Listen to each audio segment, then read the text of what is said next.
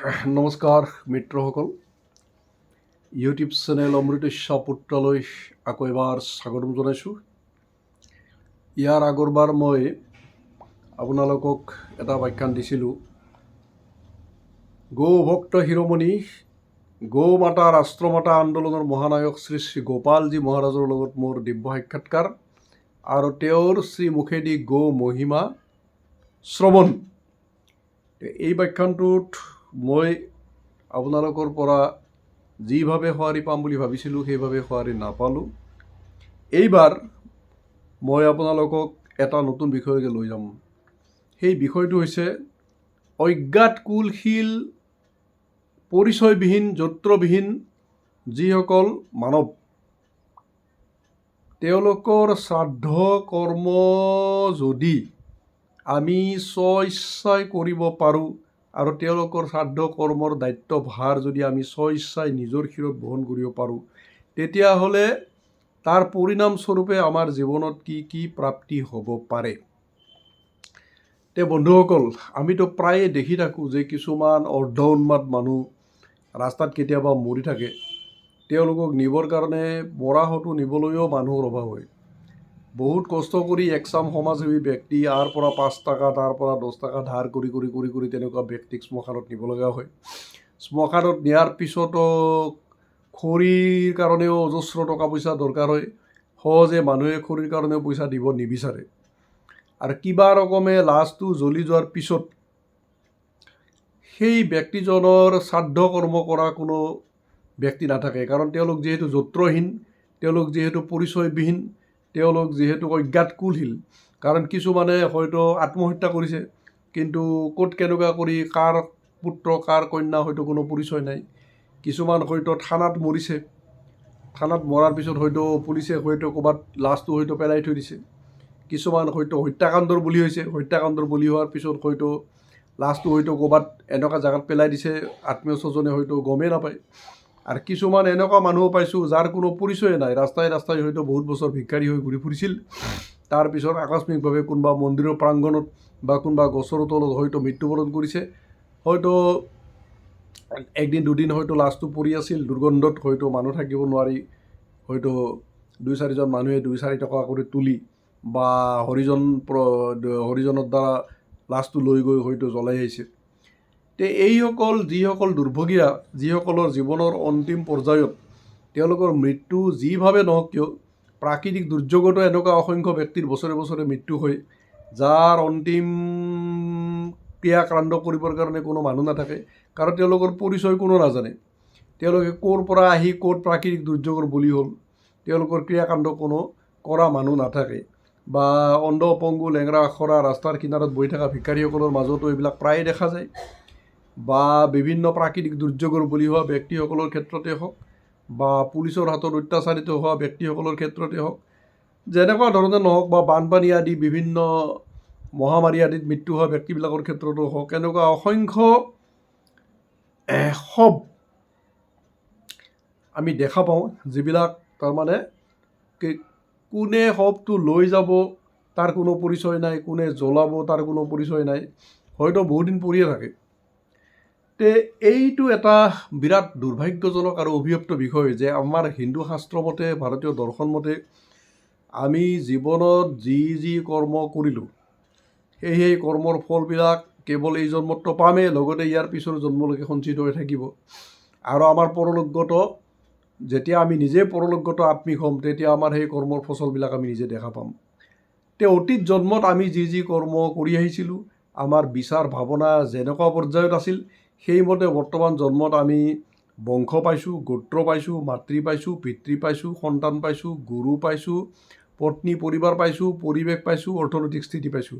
যদি আগৰ জন্মত আমি উৎকৃষ্ট কৰ্ম কৰি আহিছিলোঁ, ভাৱনা বিচাৰবিলাক যদি উৎকৃষ্ট আছিল, চিন্তন মানসিকতা যদি উৎকৃষ্ট আছিল, তেনেহ'লে আমাৰ এই জন্মত আমি নিশ্চয় সৎ বংশ পাইছোঁ, সৎ পিতৃ মাতৃ পাইছোঁ, সৎ গুৰু পাইছোঁ, ভাল বন্ধু পাইছোঁ, বিষয় বৈভৱ ধন ঐশ্বৰ্যও পাইছোঁ। আমাৰ অন্যান্য যিখিনি মানসিক যিখিনি উন্নতি বা আধ্যাত্মিক উন্নতিৰ কাৰণে যিখিনি আমাৰ উপাদান, সেই উপাদানখিনিও পাইছোঁ। চাৰিওফালৰ পৰা জীৱন জয়ময় হৈছে।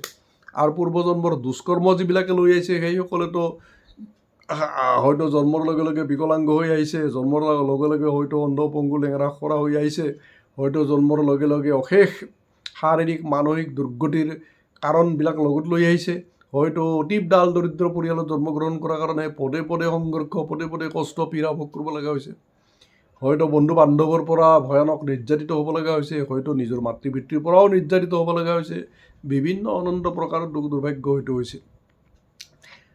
সেইসকল ব্যক্তিক মই সকলোতকৈ দুৰ্ভগীয়া, সকলোতকৈ অভিশপ্ত বুলি মানো, যিসকলে আগৰ জন্মৰ কৃত দুষ্কৃতিৰ বাবে এই জন্মত শাৰীৰিক সুস্থৰ পৰাও বঞ্চিত, শাৰীৰিক সক্ষমতাৰ পৰাও বঞ্চিত, অৰ্থনৈতিক সচ্ছলতাৰ পৰাও বঞ্চিত, মাতৃ পিতৃৰ প্ৰেমৰ পৰাও বঞ্চিত, বন্ধু বান্ধৱৰ প্ৰেমৰ পৰাও বঞ্চিত, পত্নী পুত্ৰ পৰিবাৰৰ সুখৰ পৰাও বঞ্চিত, আত্মীয় স্বজনৰ পৰাও বঞ্চিত, সকলো ফালৰ পৰা বঞ্চিত হৈ কিনে কোনোবা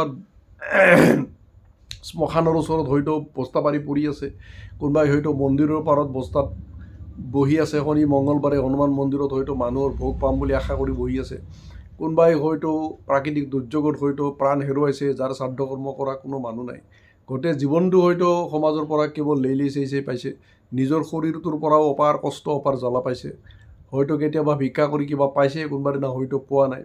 তো এই ধৰণৰ অসংখ্য ব্যক্তিৰ শৱ দাহন কৰা সাধাৰণতে কোনে বিষয়টো অত্যন্ত জটিল হৈ আছে, কাৰণ বেছিভাগ ক্ষেত্ৰতে শৱবিলাক দহন কৰাৰ কাৰণে কোনো আগবাঢ়ি নাহে, কাৰণ শৱ দাহন কৰা প্ৰক্ৰিয়াটো আজিকালি যথেষ্ট খৰচবহুল কাম। এনে কিছুমান মানৱতাবাদী ব্যক্তিৰ মাজে মাজে মই ভিডিঅ'বিলাক দেখা পাওঁ। অলপতে তেনে এগৰাকী নাৰীও মই ভিডিঅ' চাইছিলোঁ, দুৰ্ভাগ্যবশতঃ তেওঁৰ নামটো মই মনত ৰাখিব নোৱাৰিলোঁ। তেওঁ এতিয়ালৈকে 36,000 নে 37,000 যৌত্ৰবিহীন, পৰিচয়বিহীন, অজ্ঞাত কুলশীল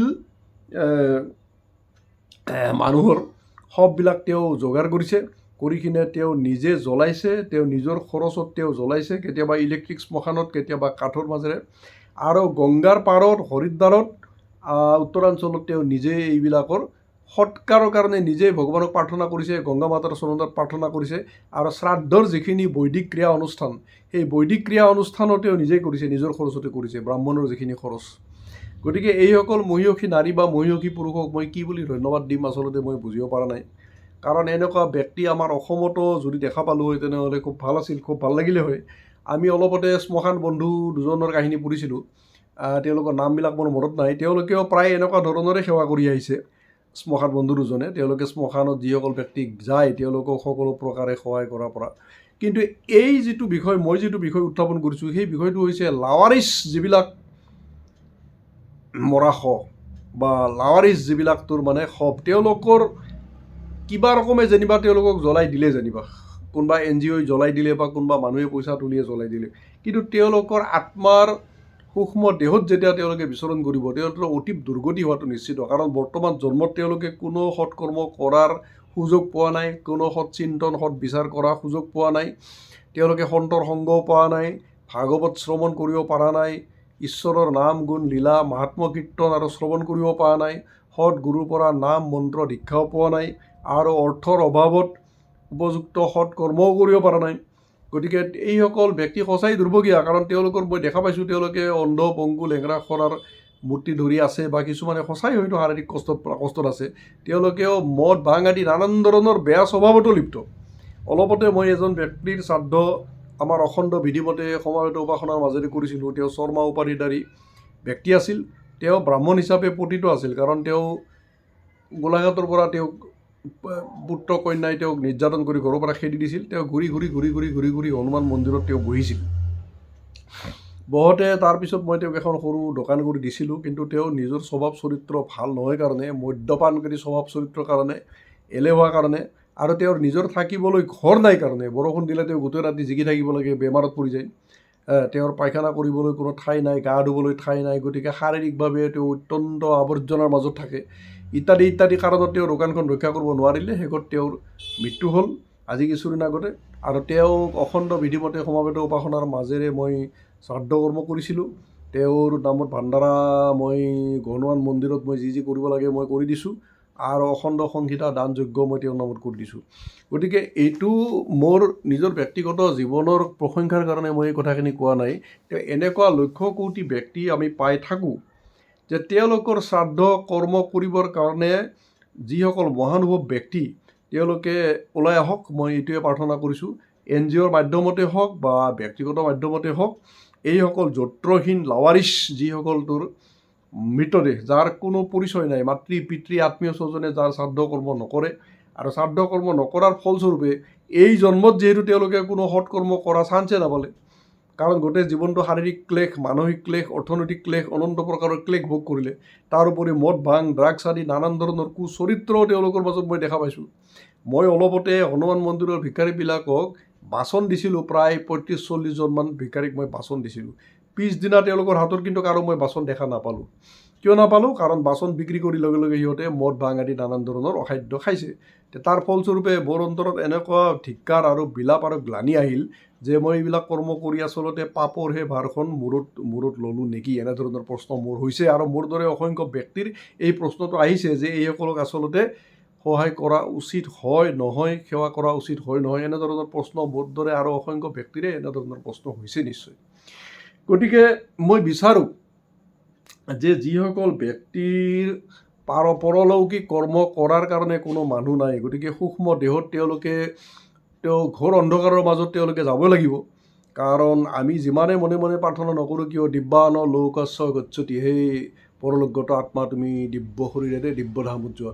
কিন্তু দিব্য শৰীৰেৰে দিব্যধামত যাবৰ কাৰণে এই জন্মৰ কৰ্মবিলাক দিব্য কৰ্ম হ'ব লাগিব, বিচাৰ দিব্য হ'ব লাগিব, চিন্তন দিব্য হ'ব লাগিব, ভাৱনা দিব্য হ'ব লাগিব, গোটেই জীৱন নিষ্কাম সৎকৰ্ম কৰিব লাগিব। কোনো স্বাৰ্থ শূন্য হৈ কিনে সমাজৰ কাৰণে, দেশৰ কাৰণে, গৌ জাতিৰ ৰক্ষাৰ কাৰণে কৰ্ম কৰিব লাগিব।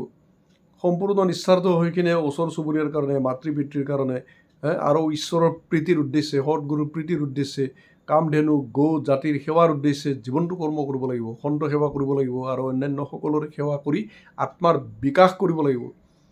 সন্ত আৰু সৎগুৰুৰ মাধ্যমত নাম মন্ত্ৰ গ্ৰহণ কৰি আত্মবোধ, আত্মপৰিচয়ৰ কাৰণে চেষ্টা কৰিব লাগিব। ভগৱত কৰ্ম কৰিব লাগিব গোটেই জীৱনটো, গীতা ভাগৱত পাঠ কৰিব লাগিব, প্ৰচাৰ কৰিব লাগিব, বেদ উপনিষদ পাঠ কৰিব লাগিব, প্ৰচাৰ কৰিব লাগিব। এই কৰ্মবিলাক কৰা চান্স তেওঁলোকে পোৱা নাই, বৰঞ্চ তেওঁলোকে গোটেই জীৱনটো নানান ধৰণৰ দুষ্কৰ্মহে কৰিছে। আগৰ জন্মৰো দুষ্কৰ্মৰ ফলস্বৰূপে দাৰিদ্ৰতা, দুখ, দুৰ্ভাগ্য, অংগহানি ইত্যাদি ইত্যাদিটো ভোগ কৰিছে। এই জন্মৰো দুষ্কৰ্ম আছে। তেওঁলোকৰ কৰ্ম খুব ভাৰী, কৰ্ম যিসকলৰ খুব ভাৰী, গতিকে তেওঁলোকক সাধাৰণ শ্ৰাদ্ধ কৰিলে তেওঁলোকে উদ্ধাৰ নাপায়। সাধাৰণ শ্ৰাদ্ধত তেওঁলোকে পৰলোকৰ ঘোৰ অন্ধকাৰৰ পৰা মুক্তি নাপায়। আৰু তেওঁলোকৰ কিছুমানে হয়তো প্ৰেতজনিত গুচি যাব পাৰে, যিসকলে মদ ভাং আদি কুৎসিত স্বভাৱত লিপ্ত ভিক্ষাৰী হৈও প্ৰেতজনিত গুচি যোৱাটো একো অস্বাভাৱিক নহয়।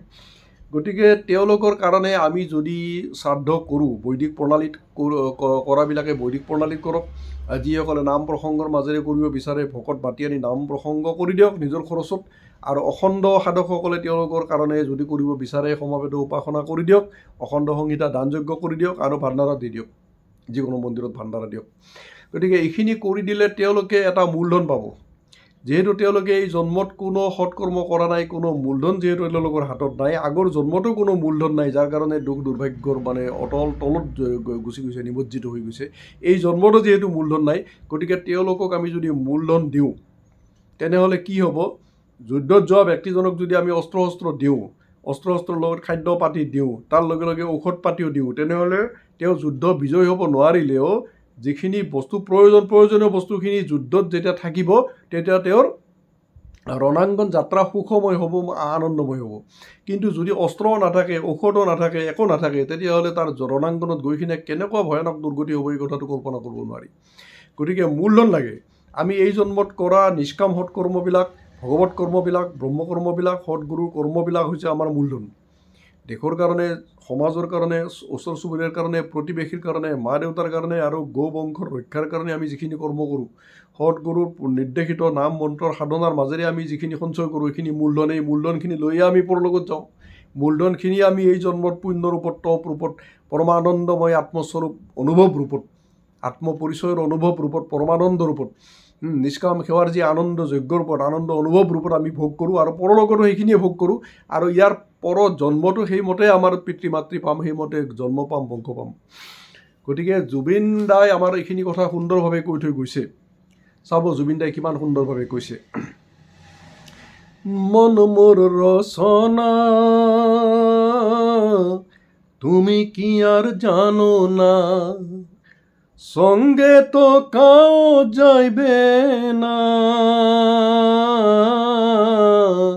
সময় থাকিতে কেনে গুৰু ভজিলে না, ও মন মোর রচনা তুমি কি আর জানো না, সঙ্গে তো কাও যাইবে না, সময় থাকিতে কেনে গুরু ভজিল না। এই দেহার মূল্য নাই, পোড়া দিলে হইবে ছাই, প্রাণবায়ু সরিয়া যাইবে, নদীর কূলে হইবে বাসর অন্তিম কালে, নদীর কূলে হইবে বাসর অন্তিম কালে, ও মন মোর বচ ৰচনা। গতিকে জুবিনদাৰ এই গানটোৰ মাজেৰে আমি আমাৰ বাস্তৱ জীৱনৰ বাস্তৱ সত্যবিলাক উপলব্ধি কৰিব পাৰোঁ যে আমি বাস্তৱিকতে একেবাৰে নিসংগ। যদি সৎগুৰু চৰণত আশ্ৰয় লোৱা নাই, গোটেই জীৱনটো যদি আমি নিষ্কাম সৎকৰ্ম কৰি মূলধন সঞ্চয় কৰা নাই, তেতিয়াহ'লে জুবিনদাই কোৱাৰ দৰে আমি যেতিয়া গুচি যাম তেতিয়া আমি লগত কিন্তু একো লৈ যাব নোৱাৰিম। এই জন্মত সঞ্চয় কৰা 100 কোটি উপাধি, 100 কোটি মান সন্মান প্ৰতিষ্ঠা, অগাধ বিষয় বৈভৱ, অগাধ ধন সম্পত্তি, অগাধ মানুহৰ পৰা পোৱা প্ৰশংসা, মিটিংবিলাকত পোৱা গামোচা, ইউনিভাৰ্চিটিৰ 100 কোটি ডিগ্ৰী, 1.5 লাখ 2 লাখ 10 লাখ 50 লাখ টকা পাৰ মান্থ ইনকাম চ'ৰ্চ, এইবিলাক সমস্ত এৰি থৈ যাব লাগিব। যাৰ কাৰণে দিনক ৰাতিক দিন কৰি তেজক পানী কৰি আখ মাৰি তাক হানিখিনি কিমান অকথ্যতম কুকৰ্ম কৰি আছোঁ অন্ত নাই, সকলো এৰি থৈ যাব লাগিব। জুবিনদাই এই কথা আগতে কৈ থৈ গৈছে। গতিকে মই অনুৰোধ জনাব বিচাৰিছোঁ প্ৰতিজন সমাজসেৱী ব্যক্তিক, প্ৰতিজন ভগৱতসেৱী ব্যক্তিক, প্ৰতিজন আত্মকৰ্ম ভগৱত কৰ্মত লিপ্ত ব্যক্তিক যে নিজৰ ভৱিষ্যতটো অন্তত উজ্জ্বল কৰাৰ কাৰণে মই পৰৰ ভৱিষ্যত নিৰ্মাণ কৰা সেৱা যোগ্য কৰিবই লাগিব। যেতিয়া পৰৰ সেৱা কৰিম তেতিয়া মোৰ যিখিনি প্ৰয়োজন সেইখিনি ভগৱত বিধানত, দৈৱী বিধানত অট'মেটিক চব নিজে নিজে হ'ব। যেতিয়া অশান্তিত থকা আত্মা এটাৰ কাৰণে মই যেতিয়া শ্ৰাদ্ধ কৰ্ম কৰি দিম, অশান্তিত থকা, অন্ধকাৰত থকা, যত্ৰবিহীন আত্মা এটাৰ কাৰণে মই যেতিয়া পাৰলৌকিক ভাণ্ডাৰা দি দিম বা সৎ গ্ৰন্থ বিতৰণ কৰিম, গীতা ভাগৱত অখণ্ড সংহিতা আদি, তেতিয়া সেই আত্মাটোই যেতিয়া শান্তি পাব, আত্মাটোই যেতিয়া সদগতি হ'ব, আত্মাটোৰ যেতিয়া উৰ্ধগতি হ'ব বা পোহৰৰ পথত যেতিয়া যাব, তাৰ 100 কোটি আশীৰ্বাদ মোৰ পৰিয়াললৈকে কি হ'ব, নামি আহিব। কাৰণ এইটো বিজ্ঞানৰ সূত্ৰ যে আমি যিটো বস্তু প্ৰকৃতিক দিওঁ, প্ৰকৃতিয়ে লগে লগে সেইটো 1000 গুণ কৰিখিনি আমাক ফিৰাই দিয়ে। যে প্ৰকৃতিক যদি আমি শান্তি দিলোঁ, প্ৰকৃতিৰ প্ৰাণীবিলাকক, তেনেহ'লে শান্তি 1000 গুণ হৈ কিনে মোৰ পৰিয়ালটোলৈকে ফিৰি আহিব। যদি আৰোগ্য দিলোঁ, আৰোগ্য সহস্ৰ গুণ হৈ কিনে মোৰ জীৱনত ফিৰি আহিব। যদি আনন্দ দিলোঁ অন্ধকাৰত থকা আত্মাক, তেনেহ'লে সেই আনন্দ সহস্ৰ গুণ হৈ মোৰ জীৱনত, মোৰ পৰিয়ালৰ ওপৰত, মোৰ বংশ পৰিয়ালৰ ওপৰত, মোৰ উত্তৰ পুৰুষসকলৰ ওপৰত আৰু মোৰ আহিবলগীয়া বংশ পৰিজনৰ ওপৰত এক অকল্পনীয় আশীৰ্বাদ ৰূপত ফিৰি আহিব। মই নিজেও পৰমানন্দ পাম, পুত্ৰ কন্যাই পৰমানন্দ পাব, মোৰ গোটেই পৰিয়ালটো পৰমানন্দময়, চাৰিওফালৰ পৰা নিশ্চয় শান্তি, তৃপ্তি, আনন্দ, আৰোগ্যৰ পথত দিন দিন আগবাঢ়ি যাব। কাৰণ আপুনি যি বীজ বপন কৰে এই পৃথিৱীত, সেই খেতিৰহে ফল ভোগ কৰে।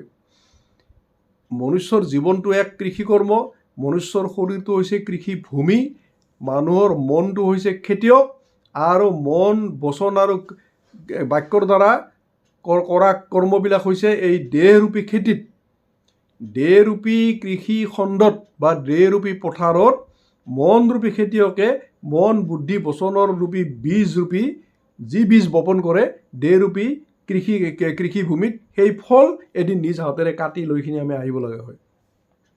গতিকে ভগৱত বিধানত দেৱৰ দুৰ্লভ মনুষ্য জন্ম পাইছোঁ, সমাজৰ, দেশৰ, দহৰ, প্ৰতিবেশীৰ ভালৰ কাৰণে, আৰোগ্যৰ কাৰণে, মংগলৰ কাৰণে, সদগতিৰ কাৰণে কৰ্ম কৰি আমাৰ অতীত জীৱনত কৰা কৰ্মবিলাকৰ যাতে ঘোৰ দুষ্কৰ্মবিলাকৰ যাতে আমি প্ৰায়শ্চিত্ত কৰিব পাৰোঁ, ভৱিষ্যত যাতে উজ্জ্বলত কৰি উজ্জ্বল বনাব পাৰোঁ, বৰ্তমানটো যাতে আমি ত্যাগৰ মাজেৰে পৰমানন্দ লাভ কৰিব পাৰোঁ, ঈশোপনিষদৰ তেন তক্তেন ভুঞ্জিতা পৰম সত্যক নিজৰ জীৱনত যাতে বাস্তৱায়িত কৰি ত্যাগৰ মাজেৰে যাতে আমি পৰমানন্দ প্ৰাপ্ত কৰিব পাৰোঁ, এই যত্ৰহীন লাৱাৰিছ আত্মাবিলাকৰ আমি তেওঁলোকক শ্মশানত লৈ যোৱাৰ পৰা শ্মশানত নিজৰ খৰচত জ্বলাই দিয়াৰ পৰা শ্ৰাদ্ধ কৰালৈকে তেওঁলোকৰ সদগতিৰ কাৰণে যিখিনি কৰিব পাৰোঁ সকলোৱে যাতে কৰে এই প্ৰাৰ্থনা জনাইছোঁ। ধন্যবাদ।